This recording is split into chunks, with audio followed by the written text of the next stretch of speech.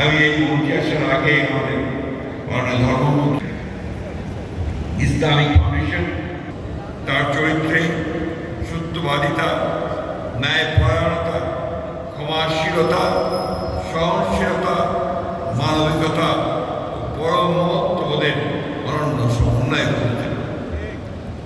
দরিদ্র, এতিম, অসহায় ও নিপীড়িত মানুষের প্রতি তিনি ছিলেন মমতাশীল।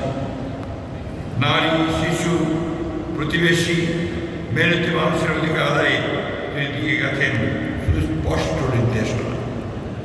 তিনি মানুষকে শিখিয়েছেন ধর্ম, বর্ণ, গোত্র, ভাষা, অঞ্চল কিংবা সামাজিক অবস্থানের কারণে কোনো মানুষকে অবজ্ঞা করা যাবে না। মানুষের মর্যাদা প্রতিষ্ঠা এবং ন্যায় ও ইনসাফের সমাজ গঠনই ছিল তার অন্যতম শিক্ষা। রাসূলুল্লাহ সাল্লাল্লাহু আলাইহি ওয়াসাল্লাম বলেছেন, তোমাদের মধ্যে সেই ব্যক্তি উত্তম যেটা চরিত্রের উত্তম। মহান আল্লাহ রাসূল সাল্লাল্লাহু আলাইহি ওয়াসাল্লামের অনুপম চরিত্রের প্রশংসা করে পবিত্র কোরআনে ইরশাদ করেছেন, নিশ্চয়ই আপনি মহান চরিত্রের অধিকারী। সূরা আল-কাহাফ আয়াত 21। মহানবী সাল্লাল্লাহু আলাইহি ওয়াসাল্লামের এই পবিত্র চারিত্রিক বৈশিষ্ট্য ও শিক্ষা আমাদের ব্যক্তি, পারিবারিক, সামাজিক ও রাষ্ট্রীয় জীবনে সততা, নৈতিকতা ও উত্তম চরিত্রের সর্বোচ্চ গুরুত্বকে স্মরণ করিয়ে দেয়। আল্লাহ বলেন, রাসূল সাল্লাল্লাহু আলাইহি ওয়াসাল্লাম বলেন, উসওয়াতুন হাসানা অর্থাৎ সর্বশ্রেষ্ঠ আদর্শ।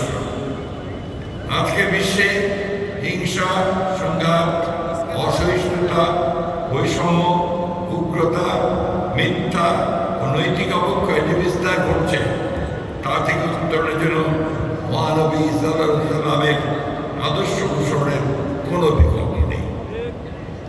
তার বিদায়বাদের ভাষণে মানব মর্যাদা, সাম্য, ভ্রাতৃত্ব, ন্যায় বিচার, পারস্পরিক অধিকারের যে মহান শিক্ষা উচ্চারিত হয়েছিল, তা আজও সমগ্র বিশ্বে মানব জাতির জন্য অত্যন্ত প্রাসঙ্গিক। মহানবী সাল্লাল্লাহু আলাইহি ওয়াসাল্লামের মাধ্যমে আল্লাহ তাআলা সার্বজনীন, চিরন্তন ও পূর্ণাঙ্গ জীবন বিধান, কমপ্লিট কোড অফ লাইফ, পবিত্র কোরআন নাযিল করেন।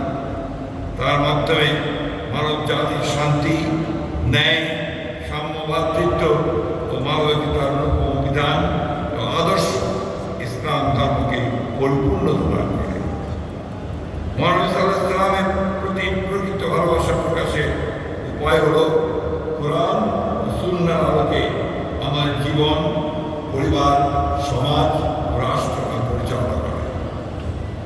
সম্মানিত সুধীমণ্ডলী, বাংলাদেশ সাম্প্রদায়িক সম্প্রীতি ও ধর্মীয় সহাবস্থানের এক উজ্জ্বল ঐতিহ্যের দেশ। এদেশের মানুষ যুগ যুগ ধরে পারস্পরিক শ্রদ্ধা, সহনশীলতা ও সম্প্রীতির সঙ্গে বাস করে আসছে। মহানবী সাল্লাল্লাহু আলাইহি ওয়াসাল্লামের অন্যান্য ধর্মাবলম্বীদের সমন্বয়ে যে সমাজ ব্যবস্থা পারস্পরিক অধিকার ও সম্পূর্ণ শান্তিপূর্ণ অবস্থানের দৃষ্টান্ত স্থাপন করেছেন, আমাদের জাতীয় জীবনে শান্তি ও সম্প্রীতি প্রতিষ্ঠায় তা অনুসরণীয়। সেই দৃষ্টান্তকে বাতিল করেই আমরা এমন একটি বাংলাদেশ গড়ে তুলতে চাই, যেখানে ধর্মপ্রাণ মানুষ স্বাধীনভাবে ধর্ম পালন করবেন, সকল ধর্মের মানুষ নিরাপদ ও সম্মানজনক জীবনযাপন করবেন, ন্যায় বিচার, সাম্য, মানবিক মর্যাদা, পারস্পরিক সৌহার্দ্য হবে রাষ্ট্র ও সমাজের ভিত্তি। সম্মানিত সুধীমণ্ডলী, বাংলাদেশের মানুষের ধর্মীয় বিশ্বাস, মূল্যবোধ ও ইসলামী সংস্কৃতির সঙ্গে আমাদের জাতীয় জীবনের সম্পর্ক অত্যন্ত গভীর। শহীদ রাষ্ট্রপতি জিয়াউর রহমান সেই অনুভূতির প্রতি সম্মান জানিয়ে সংবিধানের প্রস্তাবনায় বিসমিল্লাহির রহমানির রহিম সংযোজন করেন। তিনি 4টি বিভাগীয় শহরে ইসলামী সাংস্কৃতিক কেন্দ্র স্থাপন করেন। তাঁর শাসনামলে ইমামদের প্রশিক্ষণের মাধ্যমে তাদের ধর্মীয় দায়িত্বের পাশাপাশি সমাজ কল্যাণ ও আর্থসামাজিক উন্নয়নে সম্পৃক্ত করার কার্যক্রম শুরু হয়। এই জন্য প্রতিষ্ঠা করা হয় ইমাম প্রশিক্ষণ একাডেমি। পরবর্তীতে 1993 সালে সাবেক প্রধানমন্ত্রী দেশনেত্রী বেগম খালেদা জিয়া মসজিদ ভিত্তিক শিশু গণশিক্ষা কার্যক্রম চালু করেন। 2001 সালে ইমাম মসজিদ কল্যাণ ট্রাস্ট প্রতিষ্ঠা করেন। এইসব উদ্যোগের মাধ্যমে মসজিদ, ইমাম, ধর্মীয় শিক্ষা এবং সমাজে ইসলামী নৈতিক মূল্যবোধের বিকাশে প্রাতিষ্ঠানিক সহায়তার পরিধি সম্প্রসারিত হয়েছে। বর্তমান সরকার ধর্মীয় নেতাদের মর্যাদা বৃদ্ধি, তাদের কল্যাণ নিশ্চিত করতে প্রতিশ্রুতিবদ্ধ। ইতিমধ্যে ইমাম, মুয়াজ্জিম, খাদিম সাহেবের মাসিক সম্মানী ভাতা দেওয়া শুরু হয়েছে। এছাড়া অন্যান্য ধর্মীয় উপাসনালয়ে সেবাদানকারীদেরও সম্মানী ভাতা প্রদানের কাজ শুরু হয়েছে। আমি আশা করি 2030 সালের আগে প্রতিশ্রুতি অনুসারে দেশের সকল মসজিদ সহ অন্যান্য ধর্মীয় উপাসনালয় মাসিক সম্মানী ভাতার আওতায় আসবে। প্রিয় আলেম ও উলেমা ও পীর মাশায়েখগণ, আপনার ধর্মীয় ও নৈতিক মূল্যবোধের পথ প্রদর্শক। মসজিদের মেম্বার থেকে আপনার কোটি মানুষের কাছে সত্য, ন্যায়, সততা, ভাতৃত্ব, মানবতার বাণী পৌঁছে দেন।